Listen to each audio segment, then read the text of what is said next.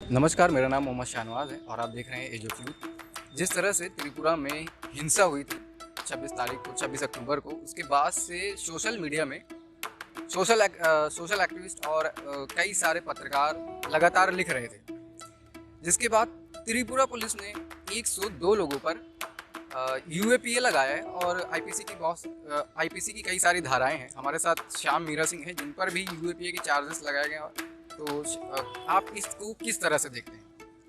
देखिए ये ऐसी कोई नई चीज़ नहीं है कि जो सडनली कुछ घटी है और जिस पे मतलब इस सरकार ने इस तरह के जुल्म किए हैं और उस नीचताई पर ये सरकार आ चुकी है कि जहाँ पर आपको सरप्राइज नहीं होते हैं अगर किसी पे यूएपीए लग जाता है। लेकिन अगर आप ये लिखने पर कि किसी का मकान जलाया जा रहा है और कोई ये लिख दे कि भाई मकान जलाया जा रहा है, किसी का गरीब का मकान जलाया जा रहा है, किसी की दुकान जलाई जा रही है, ऐसा नहीं है कि उन लोगों ने कोई दंगे में जलाए गए, वो तो जाके रैलियों ने एक विश्व हिंदू परिषद की एक रैली होती है और वो जाके लोगों के घर जला देती है। वो कोई दंगा नहीं था, वहाँ दो पक्ष नहीं थे, मुस्लिमों के घर जलाए गए। और आप इस यूएपीए के जो चार्जेस लगाए गए उनमें देखिए उसमें मुस्लिम ही हैं। आप ये बताइए कि कितने बीएचपी के जिन लीडर्स ने, जिन लोगों ने वहाँ पे मोहम्मद साहब के खिलाफ नारे लगाए, जिन्होंने मुस्लिमों के मारने के और हत्याओं के नारे लगाए और जिन्होंने जाके लोगों के घर जला दिए, कितने लोगों पर आपने यूएपीए लगाया, कितने लोगों को आपने गिरफ्तार किया?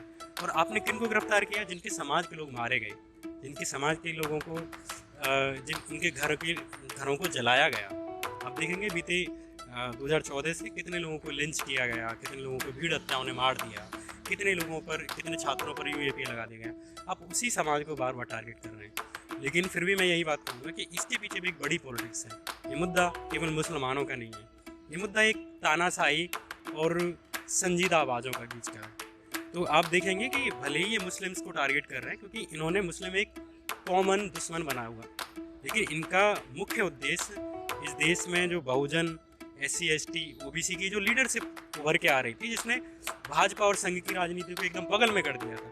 जब बिहार का मुख्यमंत्री यादव बनता है, जब उत्तर प्रदेश की मुख्यमंत्री एक दलित महिला बनती है, तब इनको याद आया कि अब हमें एंटी मुस्लिम प्रोपेगेंडा को और ज़्यादा फैलाना पड़ेगा। इसलिए इन्होंने मुस्लिम को एक कॉमन दुश्मन बनाया, जिसके प्रति दोनों धर्मों के बीच में एक संदेह की स्थिति है, उसका इन्होंने फ़ायदा लिया और उसी के तहत ही बार बार मुस्लिम को ही टारगेट कर रहे हैं। आप देखेंगे केवल यूएपीए नहीं कि यूएपीए में ही केवल मुस्लिम्स को लिया गया। आप देखिए ट्रिपल तलाक का अगर कानून आता है उसमें ये मुस्लिम्स की वजह से, क्या हिंदू महिलाओं के साथ समस्या नहीं है? अगर समस्या, बिल्कुल ट्रिपल तलाक पे कानून बनने चाहिए, सख्त से सख्त बनना चाहिए, लेकिन क्या हिंदू महिलाओं के साथ प्रॉब्लम नहीं है? आप जानबूझकर कोई चीज़ लोगों के मन में बिठाना चाहते हैं। आप लोगों के मन में बिठाना चाहते हैं कि मुस्लिम पुरुष गलत हैं। क्या आपने नहीं देखा कि हिंदू महिलाएं दहेज के लिए जला दी गई? कितनी महिलाएं जला दी गई? क्या हिंदू सारे अच्छे हैं? तो आप बार बार लोगों के मन में ये जहन में बिठाना चाह रहे हैं कि मुस्लिम गलत हैं। आप जनसंख्या कानून लेके आते हैं, आपके विधायक, आपके सांसद, आपके मंत्री ये बयान देते हैं कि मुस्लिमों की संख्या बढ़ रही है। आप बार बार लोगों के मन में एक डर पैदा कर रहे हैं कि मुस्लिमों की संख्या बढ़ जाएगी और हम लोगों का भविष्य क्या होगा, जबकि जनसंख्या के सेंसस के जो आंकड़े हैं वो कुछ और ही कहते हैं। हालांकि उसमें नहीं जाना चाहिए। अगर मुस्लिम इस देश का नागरिक है तो उसको पूरा अधिकार है कि वो यहाँ पे इस देश की संपत्ति पे उतना ही अधिकार है जितना हिंदुओं का है, उसकी भी उतनी ही छत और उसके उतने ही बगीचों पर उतना अधिकार है जितना हिंदुओं का है। तो ये आंकड़े गिनाना भी एक गलत बात है कि आप आंकड़े गिनाए कि देखो नहीं मुस्लिम की संख्या नहीं बढ़ रही। क्यों नहीं बढ़ सकती है? मुस्लिम की भी बढ़ सकती है, बुद्ध की बढ़ सकती है, ईसाइयों की बढ़ सकती है, जैन की बढ़ सकती है और हिंदुओं की बढ़ सकती है, लेकिन इत्तेफाक से यहाँ पे हिंदुओं की ही बढ़ रही है। बावजूद इसके एक प्रोपेगेंडा बार बार किया जा रहा है कि नहीं मुस्लिमों की बढ़ रही है।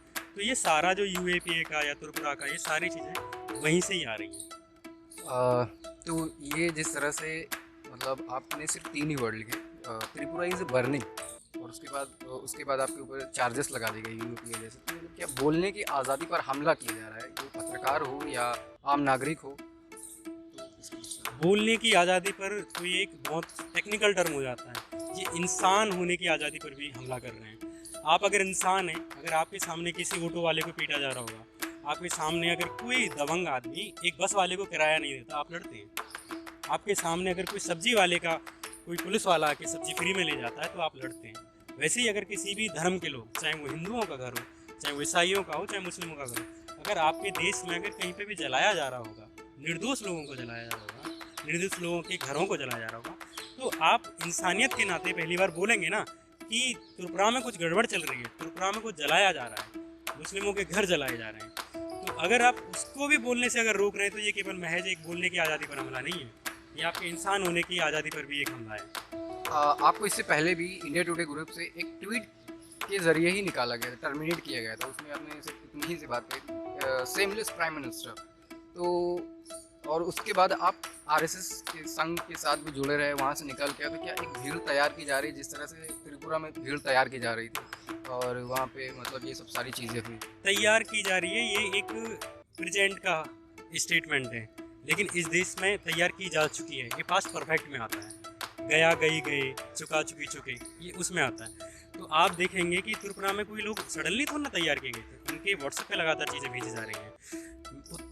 मेरे पापा या बाकी हमारे जो गांव में लोग रहते हैं, मैं देखता हूँ उनके व्हाट्सएप में क्या आ रहा है। तो केवल तैयार की नहीं जा रही है, वो तैयार की जा चुकी है और उसको मेंटेन रखने के लिए लगातार कंटेंट बनाया जा रहा है।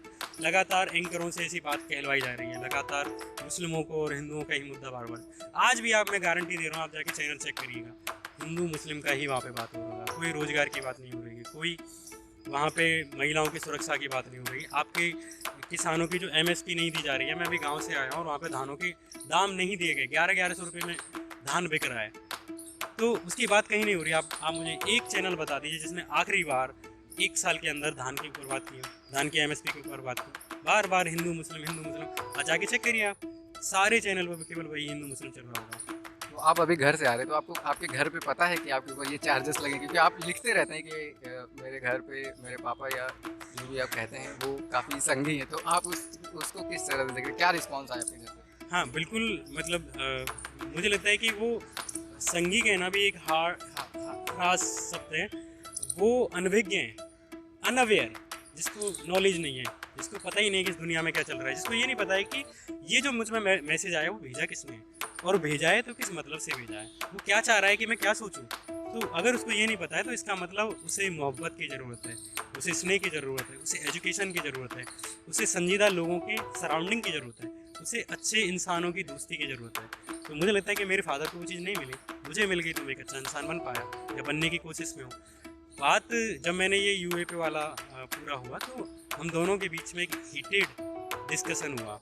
हम दोनों ने, मैंने और पापा के बीच में एक काफ़ी लड़ाई टाइप से हुई और कई मर्तबा मेरे पिताजी ने मुझसे देशद्रोही तक कहा है ना। ऐसी तमाम बातें कही हैं जो एक पिता अपने बेटे को नहीं बोलता है। लेकिन आप देखिए, अगर एक पिता अपने बेटे को देशद्रोही कह दे रहा है या अपने बेटे के प्रति नफरत रखने लग रहा है ना, या उसे इरिटेशन होती है अपने बेटे से बात करने से, आप इससे अंदाज़ा लगाइए कि अगर कोई बाप बेटे के रिश्ते को भी अगर प्रभावित कर रहा है तो किस स्तर का प्रोपेगेंडा, किस स्तर का झूठ, किस स्तर का एक प्रपंच इस देश में रचा जा रहा है, जैसे कि एक बाप अपने बेटे पे शक कर रहा है। तो जिस तरह से नफरत इतनी हावी हो गई है, इस पर आप कोई किसी शायर का शेर आपको याद आता है? इसी के बाद हम ख़त्म करते हैं, क्योंकि ये वीडियो हो सकता है कि आपके घर में भी देखेंगे। हाँ, मतलब इस पे मैं जैसे मेरे पापा से ही इस पे बात हो रही थी यूएपीए को लेके, तो मैंने बताया कि हो सकता है वो गिरफ्तार करें या बाकी आप मम्मी को संभाल लेना, मम्मी को बताना मत जब तक मेरे साथ कुछ नहीं होता। तो इसी बात पे जब मैं बात कर रहा था कि आपको ज़िंदगी एक बार मौका देती है, अपने जो आपने खाया है, पिया है, इस देश की हवाओं में आप रहे हैं, इस देश के पत्तों को आपने देखा है, नदियों में आपने पैर धोए हैं ना, तब आपको एक मौका मिलता है कि अब इसकी रसीद काटी जाए कि आपने जो बिल बनाया आपका, आप पे करें। अगर मुझे मौका मिला है तो मैं कर रहा हूँ, आपको नहीं मिला क्योंकि आपको सरकार नहीं समझती उस लायक। ऐसे तमाम लोग हैं जो बेचारे इस सरकार से परेशान है लेकिन उनकी बातें नहीं पहुँच रही ऊपर तक। ऐसे तमाम किसान हैं, नहीं पहुँच रही उनकी बातें, लेकिन अगर मेरी आवाज़ से अगर सरकार को फ़र्क पड़ रहा है तो ये मौका मुझे नहीं गंवाना चाहिए और मुझे इस बात पर बोलना चाहिए। इस चीज़ पे मैंने डॉक्टर कफील का एक शेर सुना था, द वायर के इंटरव्यू में उन्होंने एक बात कही थी कि इस जुर्म के दौर में जुबां खोलेगा कौन, इस जुर्म के दौर में जुबां खोलेगा कौन, अगर हम भी चुप रहे तो बोलेगा कौन। बहुत बहुत शुक्रिया शामिर सिंह हमसे बात करने के लिए। तो फिलहाल इस वीडियो में बस इतना ही। ऐसी और भी वीडियोज़ देखने के लिए एज ऑफ यूथ को सब्सक्राइब करें।